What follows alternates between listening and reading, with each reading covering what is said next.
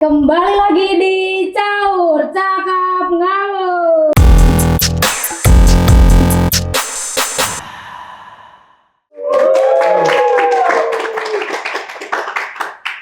Oke, mungkin perkenalan diri lu dulu dong, Bang. Waduh, dalam banget. Suges.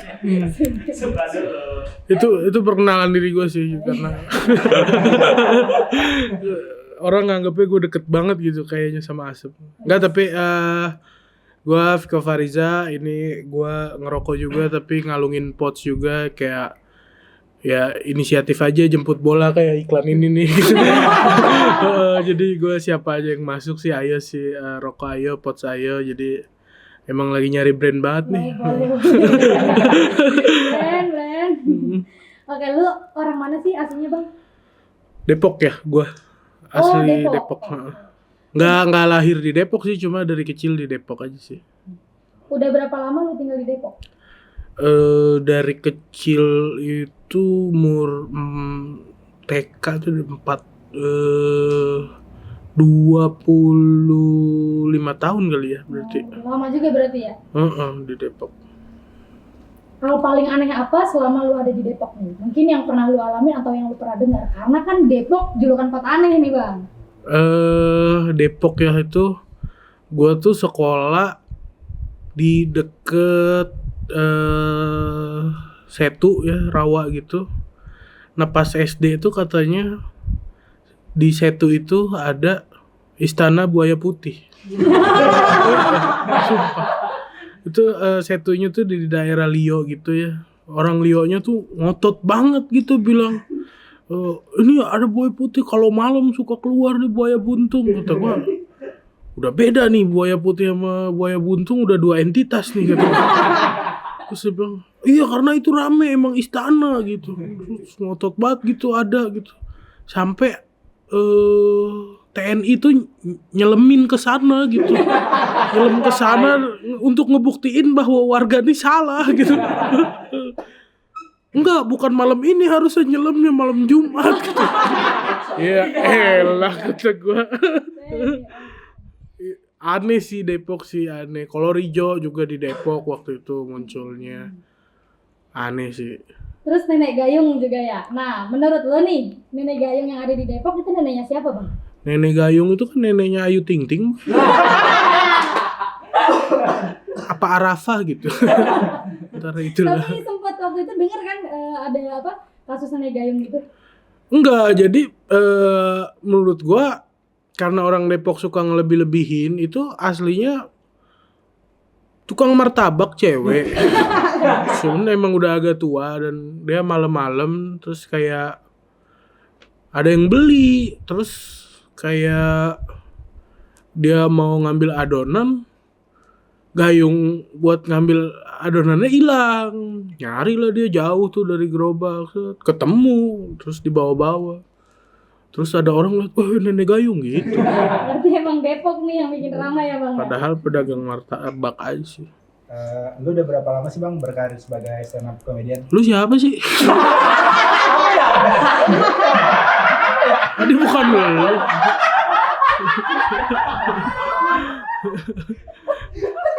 Berkarir sebagai stand up comedian dari SMA, gue dari SMA kelas 3 tuh 2012 ya.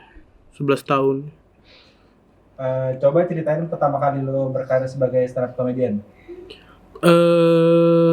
Pasti memulai karir kan dari nyoba dulu ya, gue tuh awalnya anak warnet sih sebenarnya, anak warnet, terus kayak dulu tuh zaman main point blank gitu sih, point blank, terus bosen tuh main Zynga poker gitu. Terus kayak kadang kan capek gitu, Warklan kalah terus main Zynga poker juga chip abis. Bingung tuh, aduh ngapain ya, nonton YouTube terus kayak gue ngeliat Raditya Dika waktu itu videonya, Raditya Dika stand up, terus gue kayak, maksudnya di era itu ya, era di tengah dimana komedi tuh apa ramean, terus main jorok-jorokan gitu, terus kayak disiram segala macem. tiba-tiba gue ngeliat ada orang ngelawak sendiri di panggung, nyantai banget gitu, nggak banyak gimmick, kayak dia pakai kaos, celana pendek, pakai sendal, bahkan waktu itu gue liat Radit kayak anjir gentle banget nih orang. Maksud gue kayak kalau nggak lucu dia tuh nggak bisa ngumpet di balik temennya, nggak bisa diselamatin sama temennya gitu. Terus gue kayak gue suka sih nih kayaknya gitu. Terus gue kayak pulang ke rumah, gue kasih tahu Rispo gitu kayak, "Po, ada komedi baru nih, mantep gitu." "Apaan?" gitu. "Stand up gitu." "Gimana?" Waduh, gue bingung sih nyeritainnya, kayak cowok ada 2 jenis, kalau nggak bajingan homo. Apaan sih anjing gitu, Bo, tapi lucu gitu. Kan dulu belum zaman smartphone kan, jadi kayak buat akses video itu Rispo harus ke warnet dulu gitu ya. Jadi kayak baru Rispo ngecek, terus ya udah kita cari-cari aja infonya, terus kita latihan bareng sih waktu itu. Pas lu sukses jadi stand up, ada yang suka sokap nggak sama lu bang? Terus minjem duit? Suka apa? Sokrap. SKSD. Yang minjem duit sih banyak ya, cuman kayak kalau soal akrab gitu juga menurut gue kayak maksudnya wajar aja sih, kayak ya udah tadinya cuma kenal aja, tegur-teguran, sapa-sapaan, terus tiba-tiba rame waktu itu di digital, di TV, ada gua stand up gitu. Terus kayak kalau dia ada rasa pride atau kebanggaan, anjir gua kenal nih sama dia gitu. Terus kayak buat ngebuktiin dia kenal sama gua, dia ngechat gua atau nelpon gua gitu di depan temen-temennya. Jadi menurut gua wajar aja sih, karena mungkin kalau gua yang ada di posisi itu juga mungkin gua ngelakuin hal yang sama sih. Jadi ya kalau minjem duit mah kayaknya wajar aja sih, kayak apa, orang tahu oh di TV nih kali banyak duit kali dia gitu. Terus jadi minjem duit ya wajar-wajar aja, urusan gua mau ngasih apa enggak kan serah gua. Gimana tanggapan lu soal orang yang minjem 100 buat makan tapi malah buat depo slot? Mungkin makanan pokok dia emang petir Zeus gitu. Jadi kayak ya apa ya, maksud gue kayak udah gede lah gitu, gue nggak terlalu mau banyak intervensi hidup orang gitu. Jadi kalau lu ngerasa itu baik jalanin, kalau enggak ya tinggalin gitu aja sih, simple. Terus reaksi lu sama orang yang promo judi online tapi malah dijadiin duta judi online?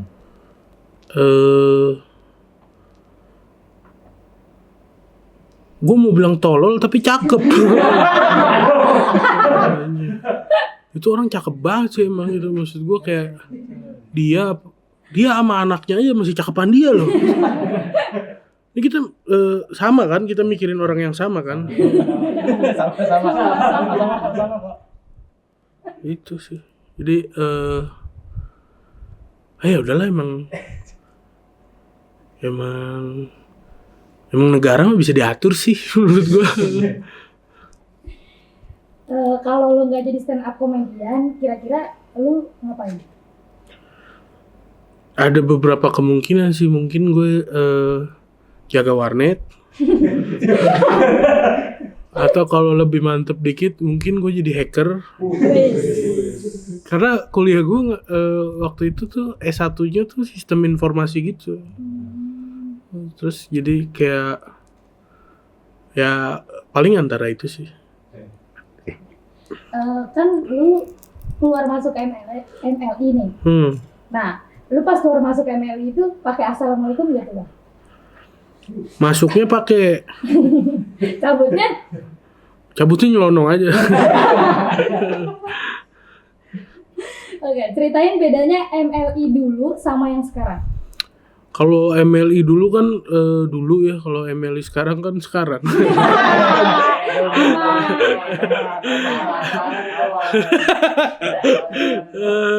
Enggak, tapi gini maksudnya, MLI itu dulu digagas sama Tretan Muslim, terus orang kedua yang gabung itu gua. baru sisanya tuh menyusul. Jadi ada gua sama Muslim dulu. And then kenapa gua gabung MLI? Karena menurut gua bagus gitu, MLI tuh kayak punya sikap gitu. Meskipun self proclaim bahwa dia adalah majelis tertinggi untuk menentukan konten ini lucu atau enggak gitu. Tapi menurut gue ya udah troll aja, have fun gitu. Terus kayak banyak yang dukung, banyak juga yang musuhin. Nah, gue tuh ada waktu MLI banyak diserang. Siapa lu ngejudge konten gue lucu apa enggak gitu. Nah, tretan Muslim tuh nggak bisa handling itu, jadi gue yang muncul buat ngeributin orang-orang itu gitu. Nah, menurut gua semangatnya tuh masih seru sampai kita bikin acara-acara underground, roasting tuh menurut gue itu masih seru sampai kemudian fokusnya jadi agak berubah gitu, terus kayak fokusnya ke PT, fokusnya ke bisnis. Nah, gua nggak ngerasa semangat yang dulu ada yang buat ngetrol itu menurut gua memudar gitu. Jadi menurut gue nggak masalah mereka pengen grow di bisnis, tapi ya udah berarti gue nggak sejalan aja sih. Karena gue pengennya ngetrol aja gitu. Beda visi misi berarti ya. Beda visi misi. Kalau kontrak lu kan nggak diperpanjang ML ini, itu emang dari lu nya apa atau dari ML-nya yang beresin kontrak itu? Dari kedua belah pihak sepakat untuk tidak meneruskan kontrak sih. Bahkan gue tuh cabut sebelum kontraknya habis. Berarti atas dua persetujuan kedua belah pihak ya? Yes. Kalau sekarang kesibukan lu apa nih?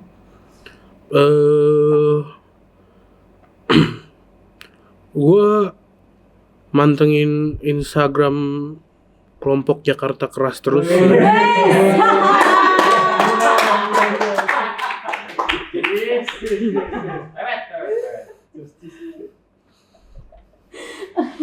Oke, itu terima kasih sekali. Tapi kesibukan dalam dunia entertainment lu sekarang apa nih? Kesibukan tuh ada aja nulis skrip, terus bikin materi stand up, terus manggung off air, terus kayak podcast gitu-gitu sih. Lu sekarang ngapain dah ngomongin politik? Emang ini mau nyalek ya? Ya itu sih menurut gue kayak yang tadi gue bilang ada kesibukan podcast tuh, jadi gue di hire sama salah satu media buat nge-host podcast yang tema besarnya tuh politik gitu. Cuma kayak sebenarnya podcastnya nyasar Gen Z juga, jadi kayak perbandingan politik dan entertainmentnya ya 20-80 gitu sih. Jadi kayak menurut gue tetap fun tapi ada edukasi politiknya juga. Jadi menurut gue programnya oke, jadi gue ambil selain karena emang BU kan. Kalau seandainya lu bakal nyalek nih Bang, kira-kira tagline-nya apa? Berat gitu. Karena menurut gue kalau nyalek tuh kayak udah terlalu banyak boroknya sih. Gue kayak gue lahir aja keturunan PKI itu udah salah. baru lahir aja udah salah. Belum lagi borok yang gue bikin sendiri. Gue pernah pakai barang terlarang kan. Jadi waktu itu gue pernah konsumsi belati di bandara. Terlarang tuh. Gimana gitu jadi kayaknya berat sih kalau nyalek sih. Oke. Gimana tanggapannya buat orang yang nyalain pemerintah terus nih, tapi pas pemilu dia golput? Ya nggak apa-apa sih, kayak ya kan orang tolol nggak apa-apa. Maksud Berarti gua yang golput tolol. bukan yang golput tolol, menurut gua dia punya hak suara, cuma dia milih buat nggak dipakai. Dan kalau dia punya alasan kenapa dia ngelakuin itu, menurut gua meskipun nggak ideal tapi nggak apa-apa sih gitu. Cuma menurut gua kalau dia golput terus nyalahin pemerintah, maksud gua kayak apa ya analoginya tuh kayak misalkan Barcelona lawan Real Madrid. Gimana tuh? Terus hasil pertandingannya Barcelona menang. Nah dia nggak di Barcelona, nggak di Real Madrid, tapi dia protes sama wasit. Kok bisa Barca menang men? Padahal gua golin lo tadi gitu. Ya terserah lu kan lu nggak ikutan gitu sih. Jadi kayak ya nggak apa-apa, tolol aja gitu. Lu udah pernah belum bang ditawarin jadi buzzer? Ya di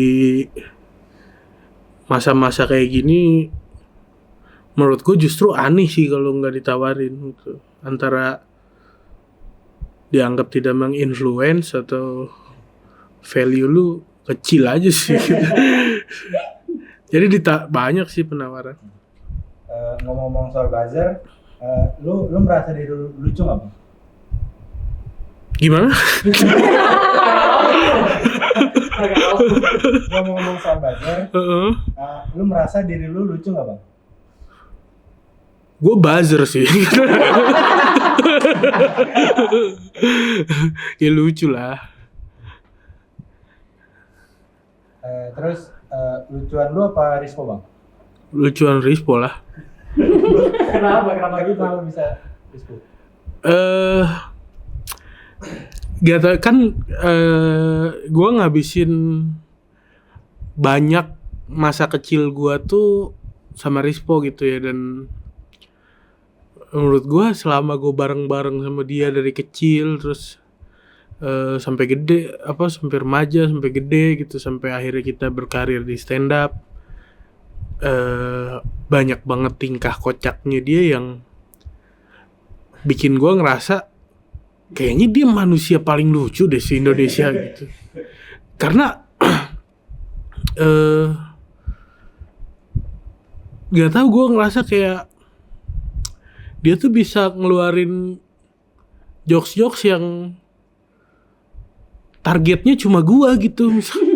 Jadi gue kelihatan aneh pas lagi rame-rame gitu. Jadi kayak lagi rame terus si Rispo ngelakuin sesuatu, abis itu yang ketawa gue doang gitu. Karena gue ngerti dia lagi ngelawak tapi cuman gue targetnya gitu. Jadi kayak dia tuh sering bercanda kayak gini. Misalnya gue lagi diem gini, terus tangan dia tuh deket gue gini gitu.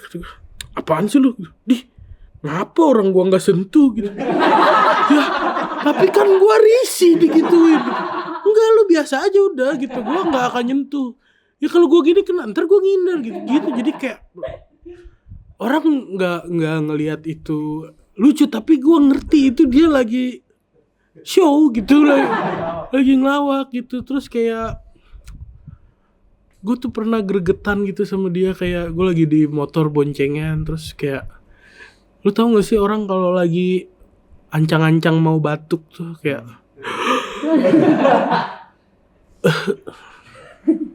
ancang-ancangnya gede banget, batuknya kecil anjir gitu. Kayak kan gue bawa motor, terus gue kayak denger Rispo gitu, terus kayak gue udah siap-siap aduh gue kecipratan nih, dia batuk nih.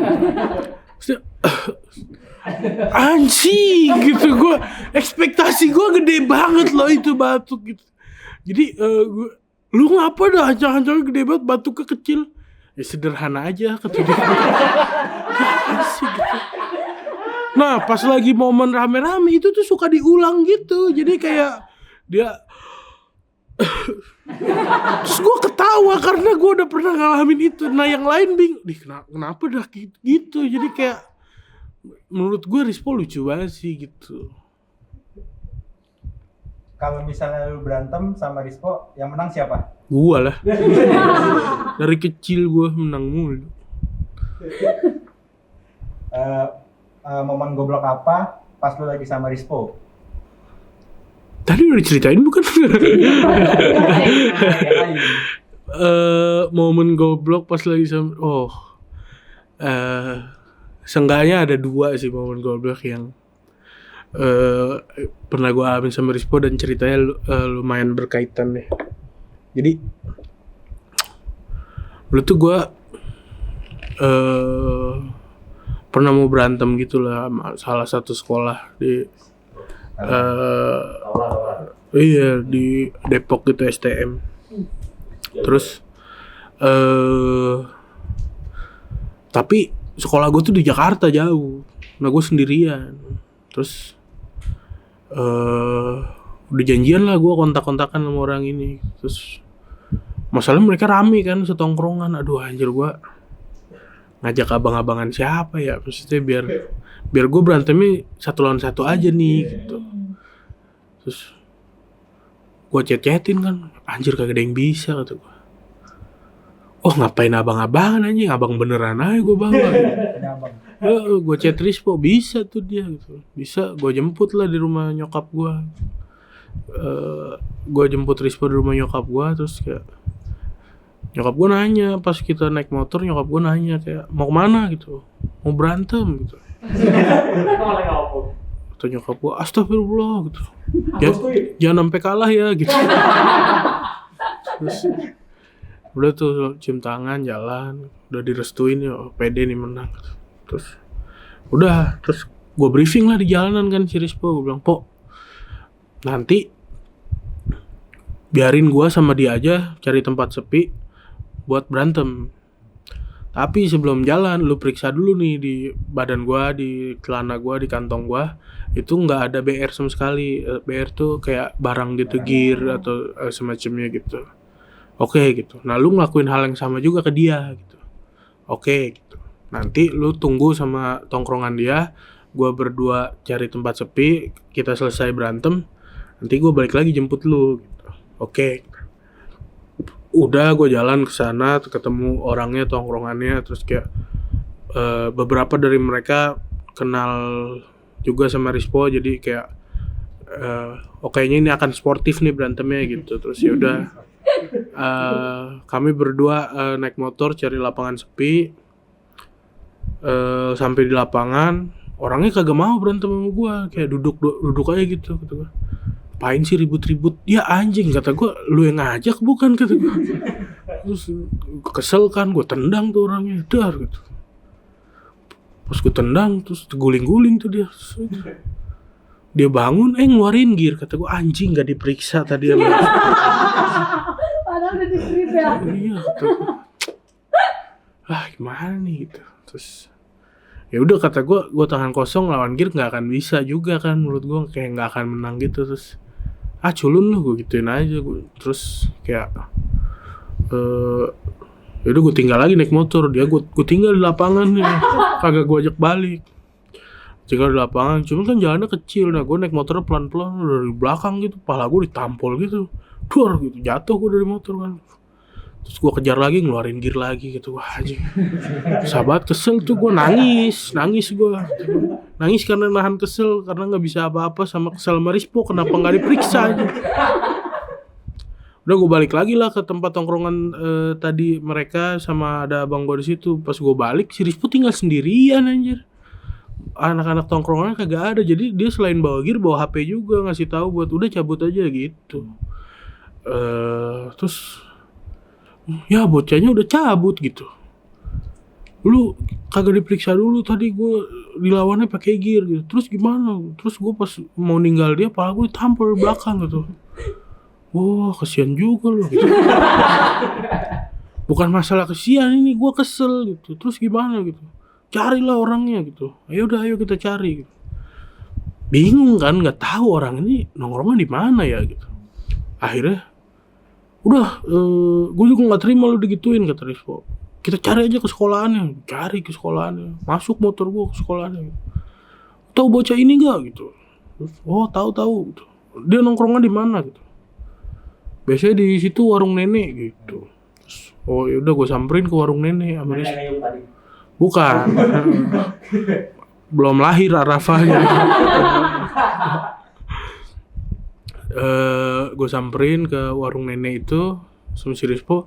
Pas nyampe sana ada mereka setongkrongan, ada alumninya juga. Terus kayak, po mati ini mah kita dikeroyok kata gue.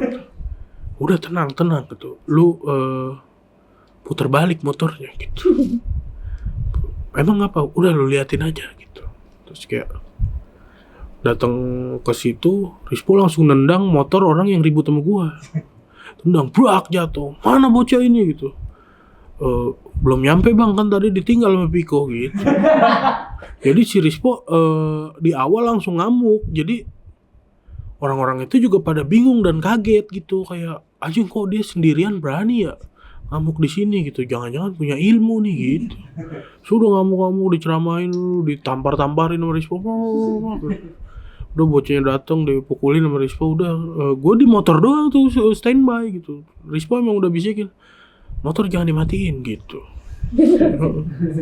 Udah kelar jalan gue cabut gitu. Terus gue nanya sama Rispo kayak, kok lu berani banget sih po kayak marah di tempat rame gitu. Ya makanya lu gue suruh puter balik kata Rispo gitu.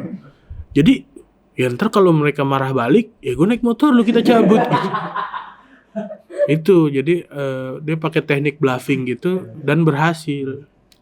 Pernah juga sekali gue nih, kalau ini udah stand up gitu lah, gue udah stand up. Gue sebelum stand up tuh gue berantem sama siapa aja di mana itu gue berani gitu, karena nggak ada yang gue pertaruhkan gitu. Nah pas udah stand up tuh kayak gue tuh punya karir, gue bisa aja mau ada show gitu. Jadi gue tuh sebenarnya takut bonyok pas udah stand up tuh. Terus ada gue abis pulang ngerental PS gitu kayaknya sama Rispo, terus di jalan kayak ada orang ngatain gitu, kayaknya mabok gitu. Ngentot gitu. Gue naik motor. Itu tuh gue masih di karantina, bahkan di karantina suci gitu. Jadi kayak itu tuh hari Minggu, hari Seninnya gue harus karantina lagi. Itu udah Minggu malam jam 12-an gitu kayak. Terus katain gitu, terus Rispo berhenti. Wah anjing kita dikatain kata Rispo gitu. Iya udah kan gak sakit kata gue. Agak nih gue gak terima. Ya elah po gue besok pagi karantina gitu. Lumayan aku udah eliminasi gitu gue.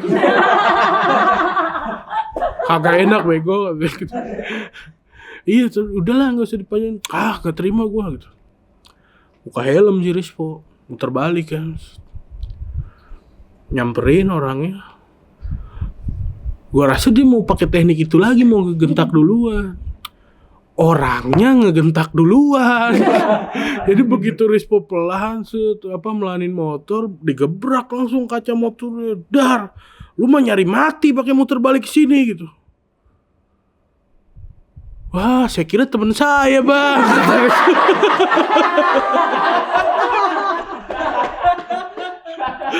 Jadi itulah teknik-teknik ngegentak-gentak gitu tuh kayak kadang berhasil, kadang enggak gitu. Iya. Gitulah tolol-tolol Rispo tuh. Ceritain dong pas Rispo mau nongkrong tapi kombut dulu sama lu. Nah itu uniknya Rispo tuh menurut gue gitu. Jadi gue tahu banget si Rispo ini lucu, masalahnya dia nggak bisa nunjukin kelucuan itu ke semua orang. Jadi beberapa orang yang ngerti doang yang tahu bahwa dia lucu gitu. Terus kayak gue tuh ngerasa lucu gue tuh ya udah segitu aja gitu, standar aja gitu. Tapi gue bisa ngelucu di tempat umum gitu, kayak lagi sepi terus gue nyeletuk biar lucu gitu. Dan itu tuh ngalir aja, nggak pernah gue persiapkan gitu. Terus si Rispo tuh nanya gitu ke gue kayak, ini gue ntar pas nongkrong nyeletuk ya biar lucu kata gue. Anjing, menurut gue orang nanya begitu aja udah lucu anjing. Kenapa lu mempersiapkan nongkrong anjing, jokes buat nongkrong udah dipikirin gitu. Po emang orang nongkrong setertekan itu ya? Maksud gue emang pressure ngelucu tuh emang segitunya kata gue gitu.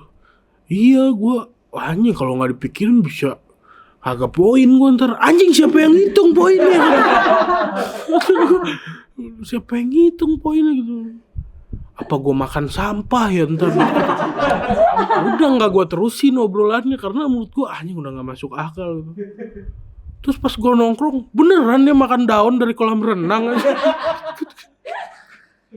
dan gak lucu. Karena konsep. Udah konsep. Itu makan sampah paling sia-sia sih menurut gue. Menurut lu Rispo abang yang baik nggak bang? Baik lah dia. Kan pas gue di Polda juga dipeluk.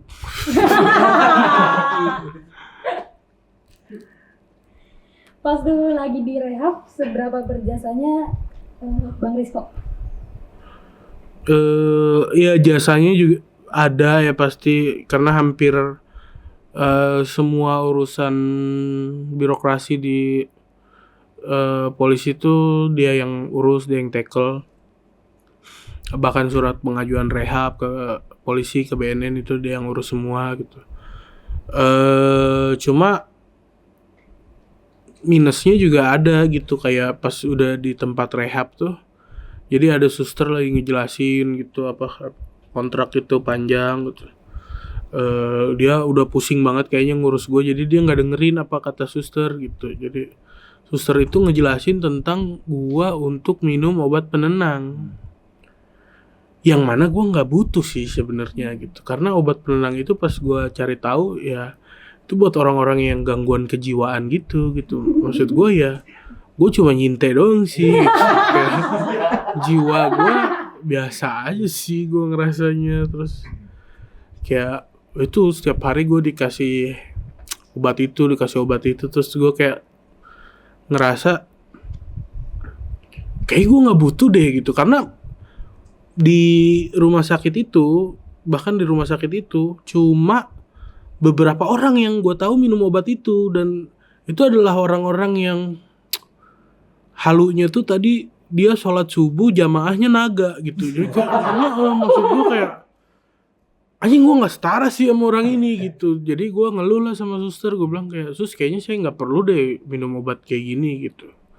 Terus kata susternya, oh nggak bisa, ini kan udah persetujuan keluarga gitu. Kata gue, emang siapa yang tanda tangan? Itu kan abang kamu si Rispo gitu. Kata gue, Rispo tanda tangan gue minum obat, gila kata gue. Nah kan ada per 2 minggu sekali tuh ada sesi jenguk gitu. Nah pas jenguk itu gue tanya ke Rispo, po lu ngapain tanda tangan gue minum obat penenang gitu? Lah itu obat gitu. Anjing, dia nggak baca tapi tanda tangan gitu. Jadi gue dipaksa minum obat penenang karena Rispo kagak baca kontrak gitu. Jadi menurut gue itu lumayan fatal sih gitu. Karena menurut gue dia yang lebih butuh obat itu. Kalau dia gila, gue nyintai doang gitu. Jadi kayak Aduh. Katanya pas rehab lu pernah menyalahgunakan obat Dumolid. Spill dong ceritanya bang. Itu tuh bukan pas rehab, justru setelah rehab. Oh. Jadi setelah rehab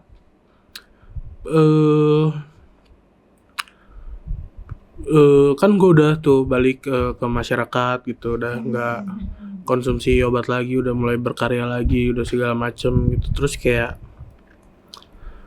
di tempat rehab nih kan ada kelas-kelas gitu kan, setiap hari itu ada kelas gitu. Nah salah satu kelasnya adalah tindakan preventif.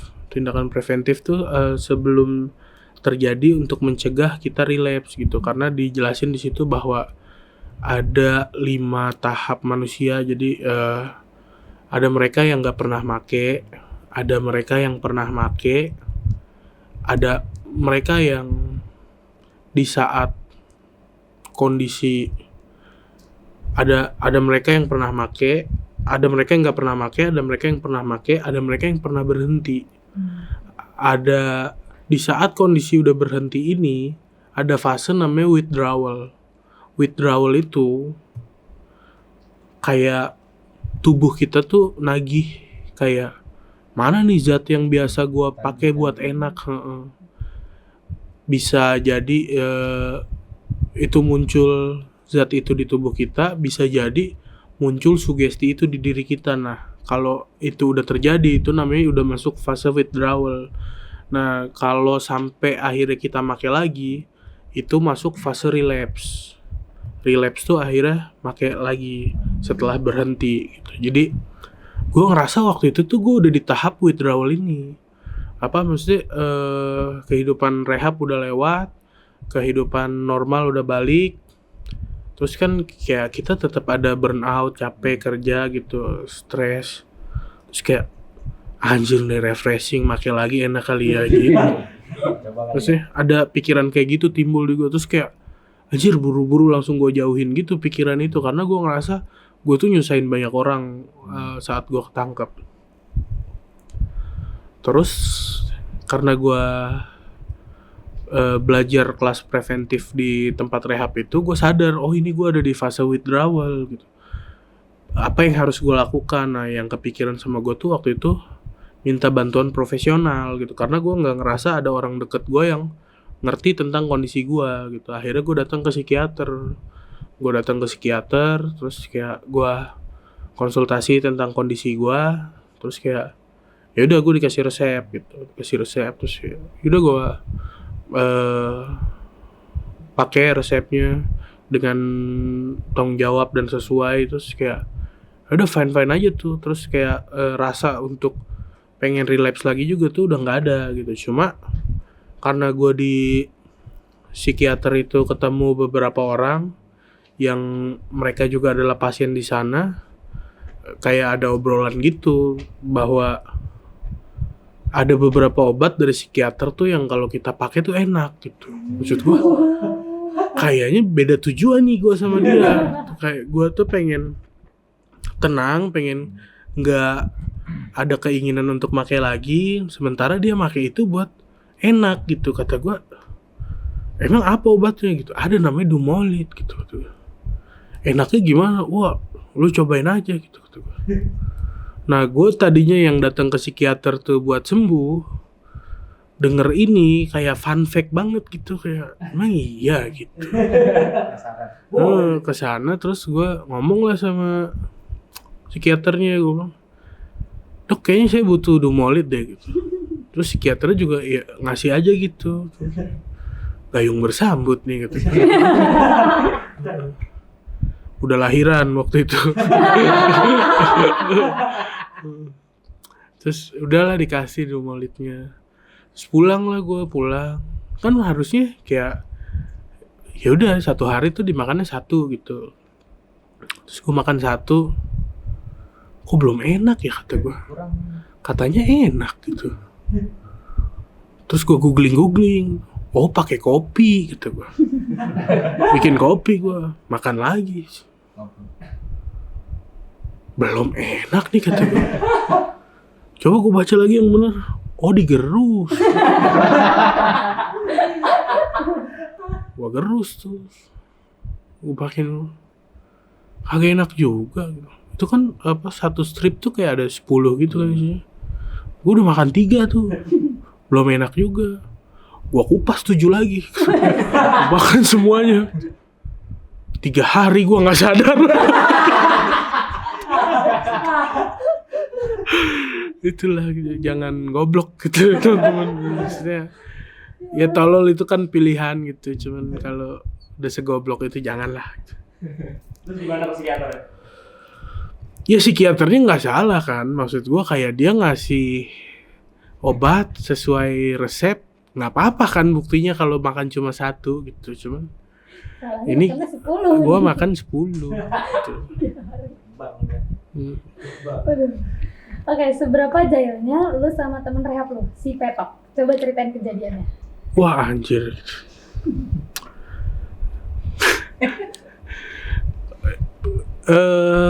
Menurut gua tempat rehab tuh sebenarnya secara fasilitas dan segala macam tuh oke banget ya, cuma kayak banyak larangan kan di situ. Kayak kita nggak boleh ngerokok, kita nggak boleh ngopi, kita nggak boleh pegang HP gitu, kita diputus komunikasi sama dunia luar. Jadi kayak gua harus punya sesuatu buat gua ngerasa hidup sih di sana gitu. Seenggaknya project atau apalah yang bisa gue mainin yang bisa bikin gue happy gitu. Dan beberapa hari gue di sana tuh kayak gue nggak nemu apa-apa sih, paling ya udah ngobrol aja sama Coki sama Ardito gitu, dan itu kan obrolan normal gitu. Sampai 1 hari tiba-tiba ada pasien masuk, terus dia suka suka kan di luar tempat rehab tuh kayak mungkin ada warga yang melihara ayam atau gimana gitu ya. Terus ayamnya tuh bunyi gitu, apa kalau pagi gitu, kukuruyuk gitu kan. Maksud gue normal banget nih. Masalahnya si orang itu nyautin kalau ayamnya bunyi dia nyautin gitu. Dan nggak tahu kenapa ya, maksud gue kalau dia melakukan impersonate itu skill impersonate-nya bagus banget menurut gue karena mirip banget gitu. Apa ayam betina bisa diikuti pok wow gitu-gitunya tuh dia bisa banget gitu. Ayam jantan yang kukuruyuk juga bisa diikutin gitu kayak terus gue bingung, lu ngapain dah pagi-pagi ngikutin suara ayam gitu. Kagak bang, gue lagi ngobrol gitu. Hah? Iya itu dia ngucapin selamat pagi. Terus gitu. Gue bilang selamat pagi juga gitu. Gue tanya udah makan belum gitu. Wah anjing, gue langsung excited banget gitu. Wah anjing, gue harus bilang Coki, gue harus bilang Ardito gitu. Bro, gue punya mainan. Terus gitu. Nah dan setelah gue kasih tahu ke Coki, setelah gue kasih tahu ke Ardito, Coki sama excitednya sih sama gue. Tapi anjing lu jahat sih Fik. Itu kayak gue bilang enggak sih, gue di sini nggak ada yang mau nimpalin dia, cuma gue doang yang mau denger dia. Menurut dia gue baik gitu. Terus udah gitu sering lah berarti anak-anak ngumpulin dia tuh. Kayak pernah gue bilang, lu beneran gak bisa ngobrol sama ayam gitu? Bener bang. Coba kan bisa aja lu ngarang gitu. Gua butuh bukti nih kalau emang lu bisa ngobrol sama ayam. Coba lu bikin ayamnya jam 5 subuh berkokok. Emang apa bang? Soalnya gue pengen bangun, pengen sholat subuh. Oke gitu. Terus ada itu kan sebenarnya di kamar tuh ada waker gitu kan, ada jam waker. Bunyilah jam waker gue jam 5, bangun gue. Di lorong dia lagi teriak-teriak kukuruyuk gitu, tok gitu. Rame sendiri kan, sampai didatengin suster segala macam gitu. Kamu ngapain gitu?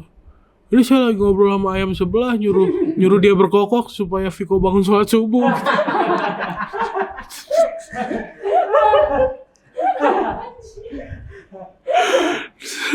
Terus dia apa? Dia tuh jadi jauh lebih lama sih masa rehabnya karena kegilaannya nih gue dukung. Terus dia nggak cuma itu fitur mainan gue tuh, jadi kayak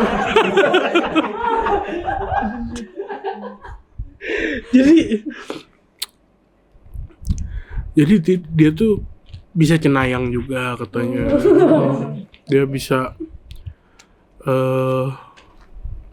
dimasukin gitu sama Nyi Roro Kidul. Kalau ini gila beneran nih. Itu satu orang yang sama. Dia juga gitu, dia bilang, gue bisa manggil Nyi Roro Kidul bang gitu. Gimana gitu.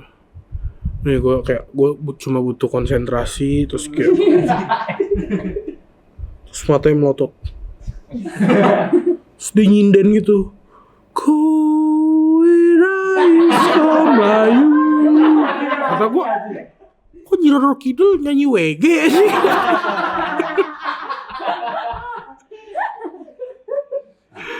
Jadi gitu-gitu. Terus gue juga bisa kemasukan tokoh-tokoh, gue juga bisa banget. Ya, coba gitu. Terus itu kan, tolong. Terus dia ngomong pakai kayak bahasa jadul gitu, kan gitu, itu kan. Itu siapa gitu? Itu Soekarno Hatta bang. Bro, yang masuk ke lu tuh Soekarno Hatta gitu. Iya gitu. Itu satu orang gitu. Iya kan Soekarno Hatta bang. Bro, Soekarno itu presiden gitu. Bung Hatta itu wakil presiden. Soekarno Hatta itu 2 orang bro. Kayaknya lu kemasukan bandara deh.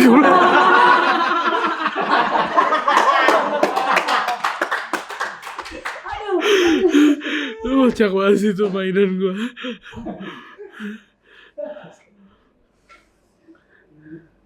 Oke, kan si Petok udah aneh nih. Tapi pas di satu rehab ada orang aneh nggak selain si Petok? Ada ya orang-orang yang minum obat yang sama kayak gua tuh biasanya aneh-aneh gitu, kayak itulah tadi gitu, apa tiba-tiba dia cerita tadi gua sholat subuh makmumnya naga gitu.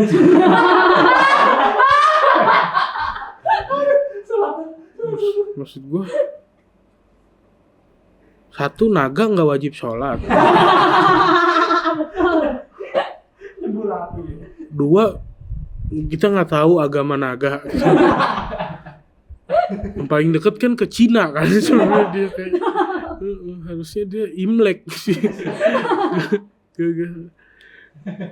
gitu terus kayak sekarang kan kita kalau sore tuh biasanya yang main futsal, yang main volley gitu. Terus kalau yang ya udah kontemplasi, udah duduk aja diam bengong gitu. Terus kayak pernah gue lagi bengong nontonin orang futsal, nontonin orang volley, terus kayak, bro lu mau ngerokok nggak gitu.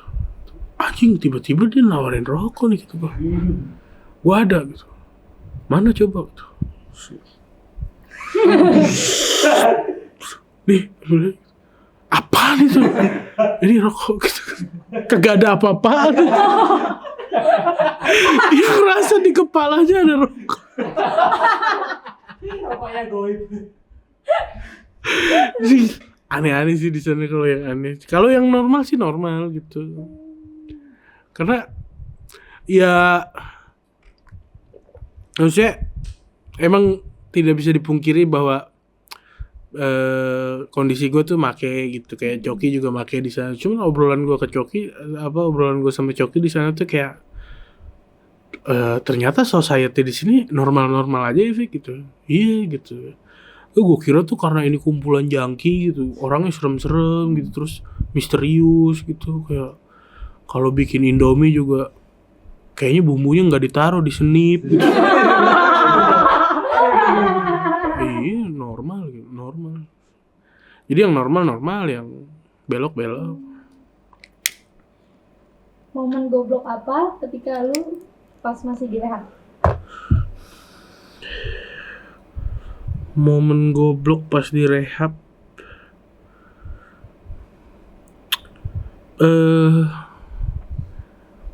ini goblok dan nyebelin sih menurut gue. Kayak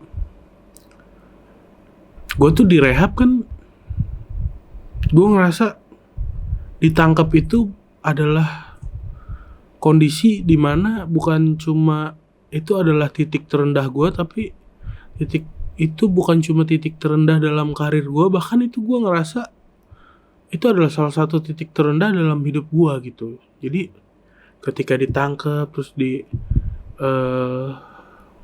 masukin ke tempat rehab, gue ngerasa bersalah ke diri sendiri, ke keluarga. Terus gue ngerasa khawatir gimana karir gue di masa depan gitu. Apakah gue akan bisa lagi diterima sama masyarakat gitu. Terus kayak cuma akhirnya ke belakang terjawab, kayak gue keluar rehab tuh lagi rame-ramenya Jindan, Habib Jindan gitu. Kayak kalau orang itu aja bisa terkenal sih, kayaknya karir gue aman-aman aja sih gitu.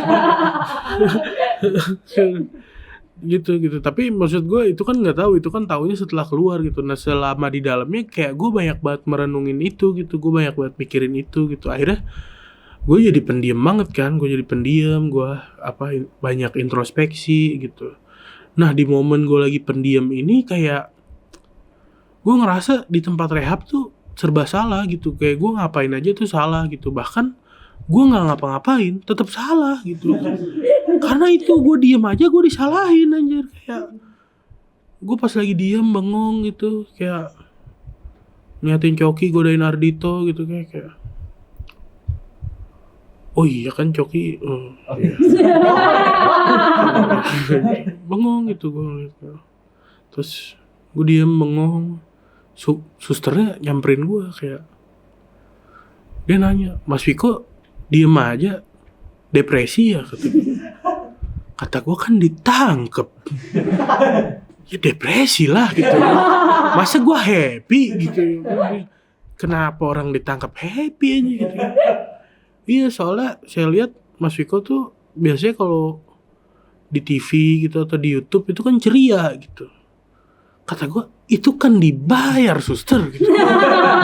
Ini kan saya rehab bayar gitu. Masa sih udah bayar tetap harus seneng gitu. Bingung gitu. Gue kayak iya nih Mas Viko terlalu diem nih kata gue. Gue pagi dikasih obat penenang, malam dikasih obat tidur. Terus gue diem aja masih disalahin juga. Obatnya dong berhentiin gitu. Ya nggak bisa kalau obat diberhentiin tuh. Cuman Mas Viko nih emang banyak tanda-tanda depresi sih gitu. Mas Viko psikotes ya gitu. Ah nggak mau sus. Oh nggak boleh mas gitu. Gitu gue. Kalau nggak ada pilihannya jangan nawarin dong. Gitu. Maksud gue dari awal aja dikte Mas Viko nih kamu ada tanda-tanda depresi psikotes ya siap gitu kan gue nurut gitu. Terus, akhirnya psikotes lah gue di sana gitu kayak pas gue psikotes tuh kayak itu gue kesel banget sih soalnya 2.000 aja anjir UN SMA aja 50 bro itu buat nentuin lulus apa enggak gitu. Ini cuman buat nentuin depresi apa enggak 2.000 gitu kata gue. Kalau UN SMA udah 40 kali lulus nih gue. Gue kerjain pelan-pelan. Yang gue kesel lagi soalnya nih berulang. Kayak misalkan ada di nomor 17 pertanyaan. Seberapa sering Anda terpikir untuk bunuh diri? Pede tuh gue jawab tidak pernah gitu. Nomor 34 ada lagi keluar pertanyaan. Seberapa sering Anda terpikir untuk bunuh diri? Kata gue, sebelum psikotes gak pernah loh. Sebelum psikotes malah gak pernah. Gue setelah psikotes dan baca nomor 17, udah sekali tuh gue mikir. Bunuh diri. 34 gue baca lagi, udah 2 kali kepikiran gitu. Ini kalau selesai 2.000 soal gue kerjain, kayaknya jadi nih gue bunuh diri. Karena kayak dikasih ide gitu tadinya nggak kepikiran gitu. Lu nggak pengen bunuh diri gitu? Enggak gitu. Yang bener gitu. Bener aja gitu. Masa gitu. Kayak dia nggak percaya gitu sama gue. Kayak gue rasa kayaknya banyak orang bunuh diri di tempat rehab tuh bukan karena sakau sih, karena psikotes itu sih. Jadi itu sih kayak di tempat rehab yang aneh tuh itu sih. Oke. Hal tergila apa ketika lu lagi make pada saat sebelum rehab? Yang gila yang gue alamin sih kayaknya enggak ya, karena kan gini di dunia drugs tuh kayak ada ini untuk lu, ini bukan untuk lu gitu. Jadi kayak ada beberapa barang yang emang itu cocok banget di lu, ada beberapa barang yang ini nggak cocok banget di lu gitu. Nah kebetulan gue sama Sinte ini kayaknya emang Keren banget ya, keren. Ses kentol. gue tuh kayak cocok banget gitu sama Sinte gitu. Dan masalahnya gue tuh kan nggak tahu tempat makainya, jadi kayak gue tuh jorok gitu makai di mana aja pakai gitu. Nah beberapa orang nih nggak tahu yang gue bakar tuh adalah Sinte, dan dia nggak mau nanya, cuman langsung minta. Dan gue, maksud gue kayak gue nggak pelit sih orangnya. Gitu. Kalau lu minta ya gue kasih, gitu. Kalau lu nggak nanya ya nggak gue jelasin. Gitu. Jadi dia minta gue kasih aja. Nah, gue tuh ngerasa setelah ngisep Sinte ya, dan pakai sinte dan banyak orang minta sinte tanpa penjelasan ke gue langsung nggak percaya sama orang kesurupan sih. Karena menurut gue kayak kesurupan tuh kondisi otak aja sih menurut gue, kayak kondisi otak aja gitu. Mungkin kalau kita santai nih gambarannya ya. Mungkin kalau kita santai di otak kita tuh kayak banyak kabel gitu. Terus banyak colokan-colokannya gitu. Nah kalau ketika kita santai, kabel tuh kendor nggak nyolok. Cuma begitu kita tegang, dan tegangnya ini kaget, mereka nyolok tuh. Cuman karena kaget jadi nyoloknya sembarangan. Yang atas colok ke bawah gitu. Nah gue tuh banyak ngeliat kondisi human error yang sesungguhnya di momen itu gitu. Jadi orang tuh lagi santai minta sinte sama gue, kaget dus kesurupan gitu. Kesurupannya nih yang tiba-tiba dia jadi guru silat aja.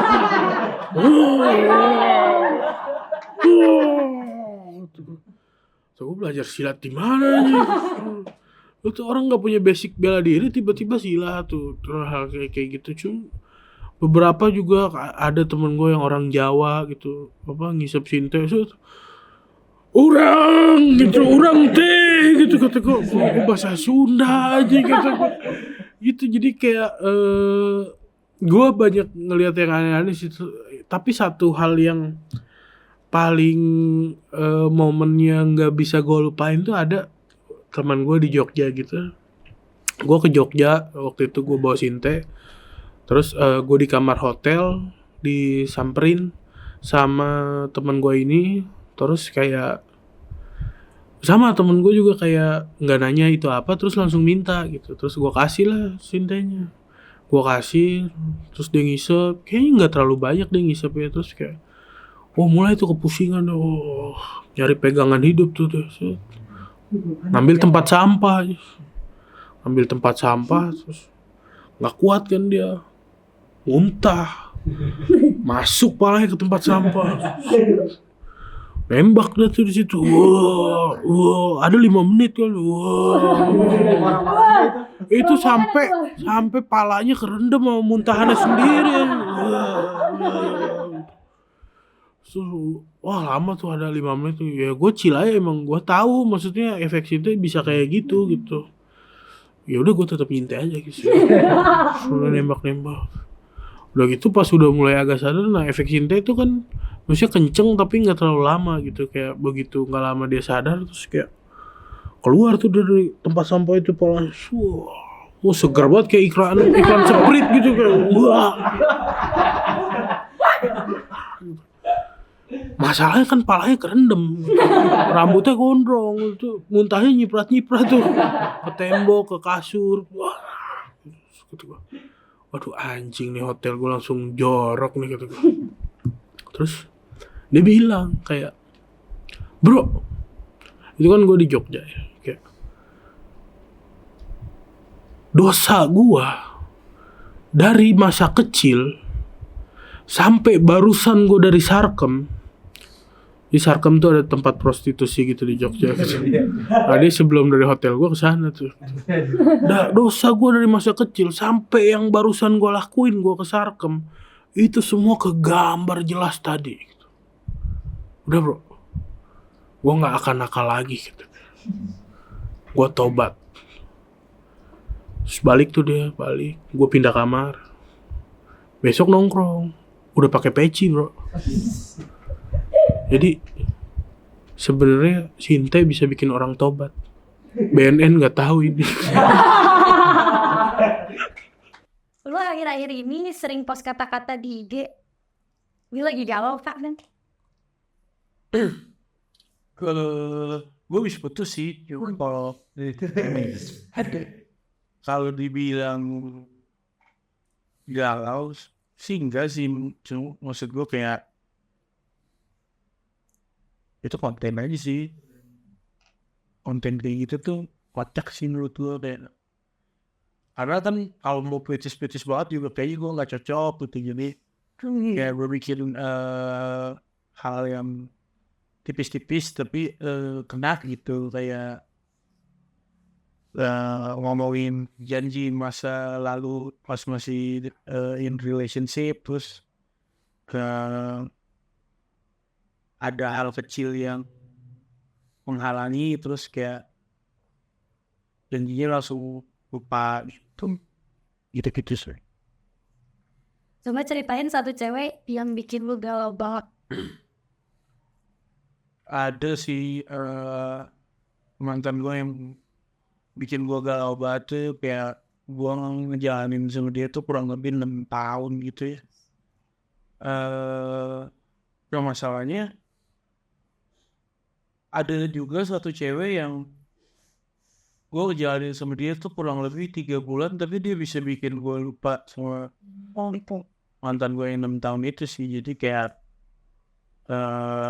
gue itu tuh mantan terakhir gue itu yang cuma 3 bulan itu, kayak maksudnya emang belum terlalu lama tapi kayak disayangkan banget sih sama gue, kayak hubungannya harus berakhir padahal impact lo tuh gede banget di hidup gue. Kayak gue tuh 6 tahun sama mantan gue sebelumnya kayak putus nyambung, dan gue udah nyoba sama cewek lain terus kayak nggak bisa nih, gue tetep ke dia, baliknya ke dia lagi gitu. Terus kayak pas gue jalanin sama yang lain tuh kayak gak ada rasanya. Pas sama mantan gue yang terakhir nih gue bener-bener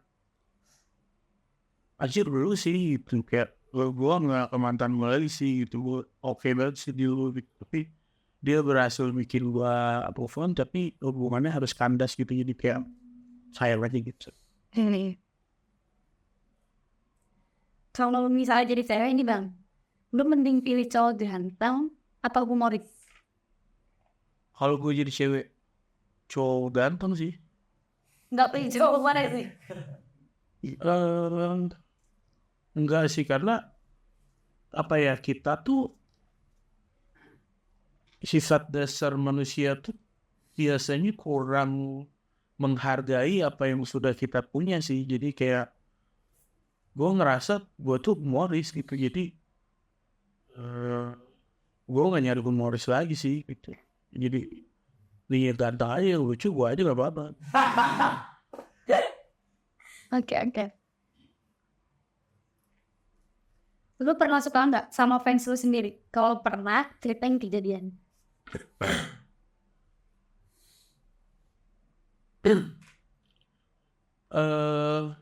Gue tuh gimana ya? Gue tuh punya ketakutan untuk suka duluan sama orang.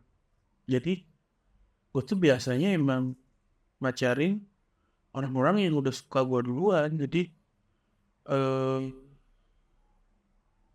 rata-rata pacar gue atau mantan-mantan gue tuh ya emang biasanya dia udah suka duluan gitu sama gue. Jadi kalau gue ceritain kayak semua hubungan gue bongkar dong. Oke. Banyak nggak yang kirim pap di DM lu? Pap aneh kah atau pap apa gitu? Karena kan netizen itu kan suka random gitu. Ada aja sih, tapi nggak banyak juga sih. Tapi ya ada. Pap aneh gitu ada?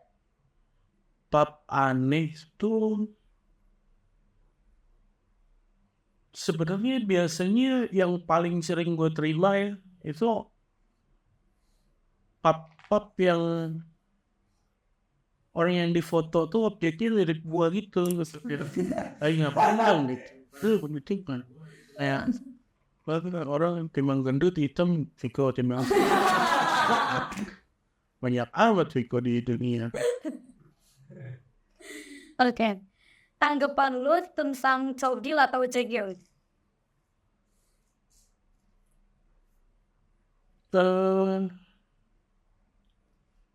Sebenarnya nggak apa-apa sih, cuma setelah ada Satria Mahathir jadi geli gitu sih dia. Lu anjing. Gue nggak ada masalah sih, dia tuh kayak benci ya gitu kayak besar goblok. Anjing bangsat. Bentar lagi mau hijau dia. Hah? Bentar lagi mau hijau. Ini tampol ini. Kalau ketemu cogil atau cegil mau ngapain bang?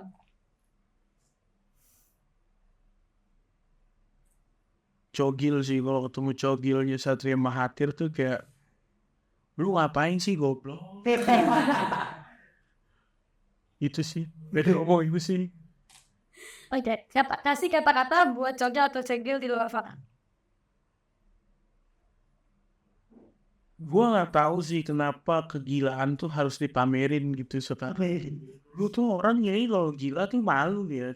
Sekarang gila buat aku cegil, aku cogil. Sorry ya gue mabuk.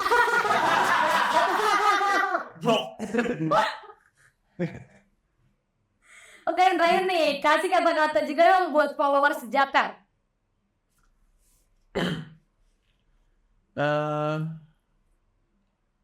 Hidup itu adalah sekumpulan pilihan-pilihan dan langkah-langkah yang akhirnya membawa kita sampai pada hari ini.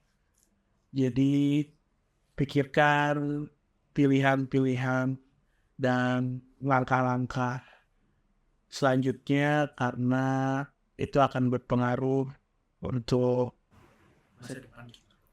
Oke, terima kasih.